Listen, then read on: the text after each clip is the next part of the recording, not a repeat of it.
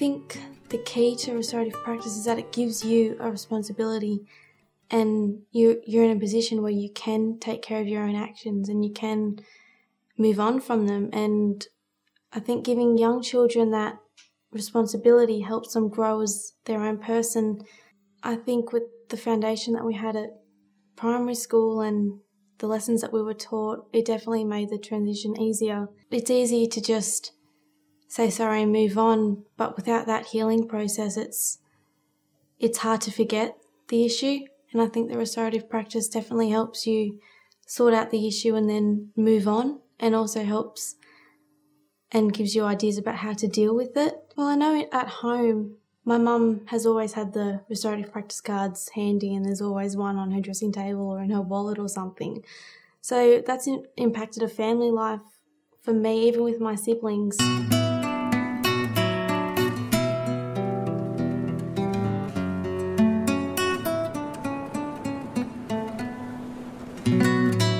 I think you do need a clear way of managing difficulties, because if it's all complicated, then people won't understand it, so they won't use it, and they'll just revert to screaming, kicking, and physical violence. If you think about it, a lot of kids have a lot of problems, and there's not many teachers, so the teachers get annoyed a lot. So if you keep it small, then the teachers don't get annoyed, and you fix the problem by yourselves. So it helps keeping it small. They should have a bigger emphasis on not just detentions and all that, because the kids don't learn from detentions as much as they do about talking about the problem and having a conference with the teacher and the other student involved. The MacKillop kids, they like go, wait, stop, and then they talk about the problem. But other kids, they just, like, if it's a little push and shove, they escalate into a couple of punches and all that. But the MacKillop kids stop it in its track and talk about it.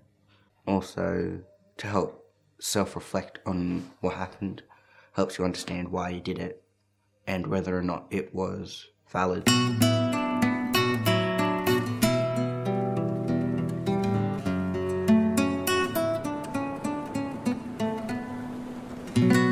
we had arguments like in class or on the football field or whatever, I seemed to resolve it a lot easier. Like, I'd talk to people about it before it actually happened. And then, like, I'd ask them similar, like, little questions, like, or I'd try to think to it myself and think it through. And then I think that helped a lot. Like, without that, I wouldn't have had anything to go by. I think the school became better from learning restorative justice. Like, before we had that, like, it was a good school, but I think when we established that, we realised that there's a lot more ways we can solve things. And I think if all schools take it into consideration, it'll be a lot easier for everyone, and they'd be able to solve things in the small way, like we did. And I think that'd help everyone. I think once it started, it spread more than what it was expected. I think it got to lots of clubs and lots of sporting clubs, especially on the field and off the field, and just dramas everywhere throughout the community. It helped everyone.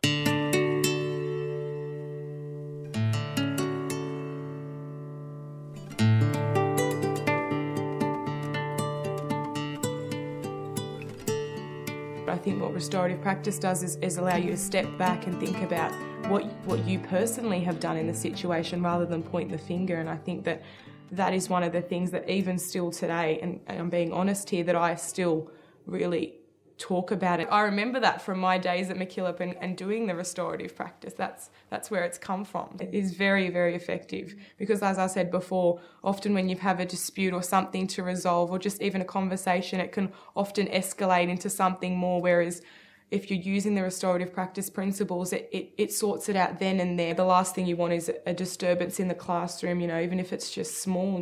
It's a great thing for learning in the learning environment. It's a great way for team building. And I think it's also a great way to help other people out.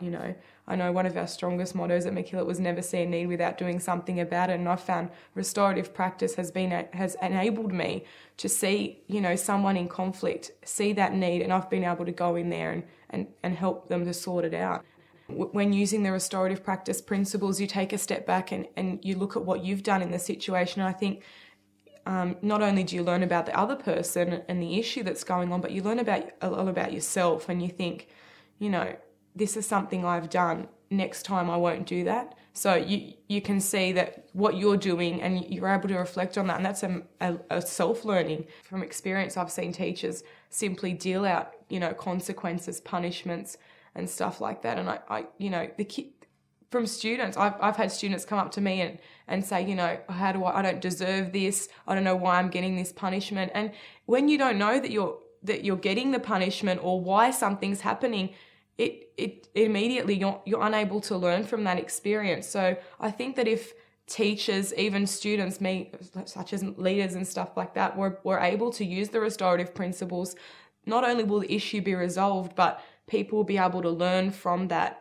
and develop as people. And I think that that's something that's critical. School's not only a place about learning and being academic as such, but it's a place for you to grow and develop as a person. So I think that if teachers were aware of that, as well as students, that it'd just make a learning experience so much more enhanced for individuals.